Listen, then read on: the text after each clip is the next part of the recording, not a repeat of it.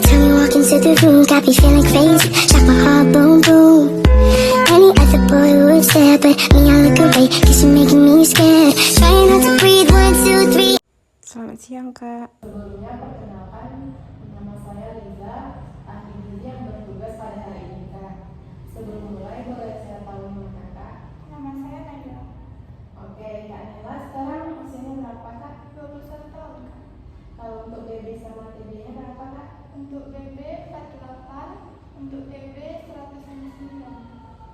Kalau dihitung, status gizi Kak Naila itu 19,4, jadi termasuk normal ya, Kak. Untuk keluhannya apa nih, Kak? Saya sering merasa pusing dan pegal-pegal di bagian tengkuk, Kak. Kalau boleh tahu, Kakak sudah berapa lama mengalami, Kak? Sekitar 1 bulan terakhir, Kak. Sebelumnya Kakak sudah melakukan pemeriksaan ke dokter? Sudah, Kak. Saya mendapatkan hasil cek darah dan dokter mengatakan kalau kolesterol saya tinggi. Baik, untuk pola makan sehari-harinya gimana, Kak? Kalau untuk makan 2 kali sehari sih, Kak.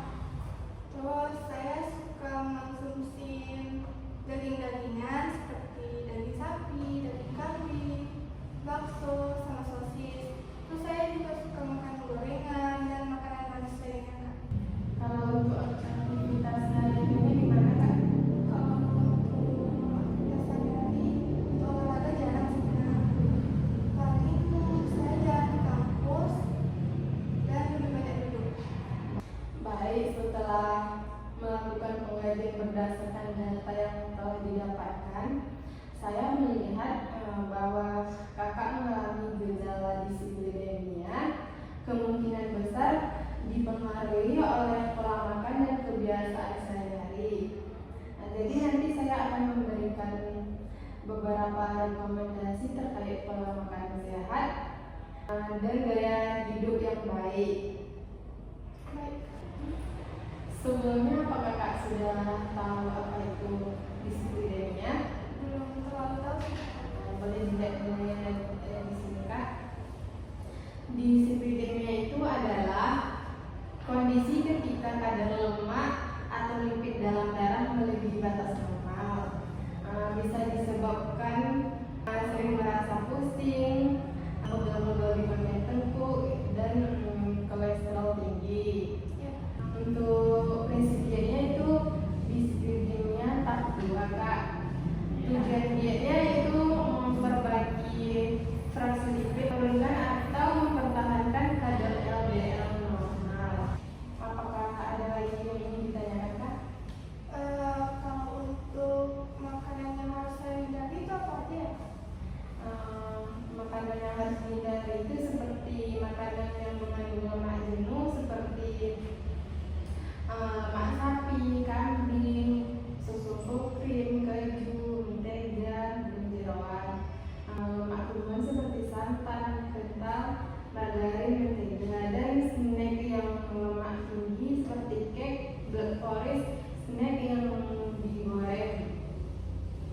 Dari pola makan yang Kakak konsumsi sebelumnya dapat meningkatkan kolesterol tinggi karena Kakak mengkonsumsi daging-dagingan seperti daging sapi, bakso, sosis. Itu dapat diganti dengan makanan yang rendah lemak seperti daging ayam tanpa kulit. Terus yang kata Kakak tadi makanan yang digoreng ya, Kak? Iya. Itu sebaiknya makanan yang digoreng itu harus dihindari atau bisa diganti dengan makanan yang direbus atau dikukus.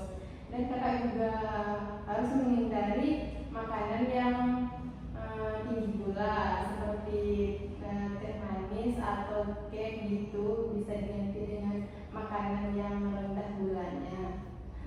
Dan Kakak harus juga mengonsumsi makanan yang tinggi serat seperti sayuran dan buah-buahan. Di sini ada tips menjalankan dietnya, Kak. Batasi penggunaan gula makanan bertepung.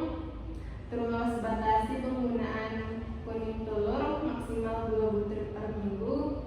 Banyak konsumsi buah dan sayur yang segar.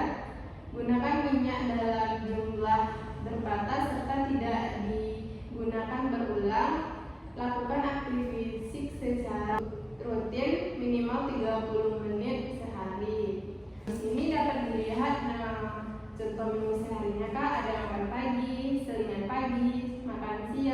sering sore, dan makan malam.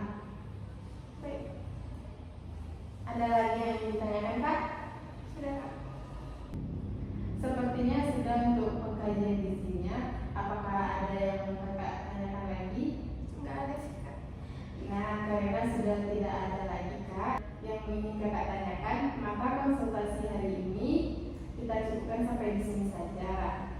Harapan saya Kakak bisa tetap konsisten dan semangat menjalankan dietnya. Untuk memantau perkembangan dietnya bisa kita lakukan pada konsultasi berikutnya. Baik, Kak. Terima kasih atas perhatiannya Kak Nela. Semoga konsultasi hari ini dapat bermanfaat dan bisa tercapai target yang Kakak inginkan. Baik, Kak.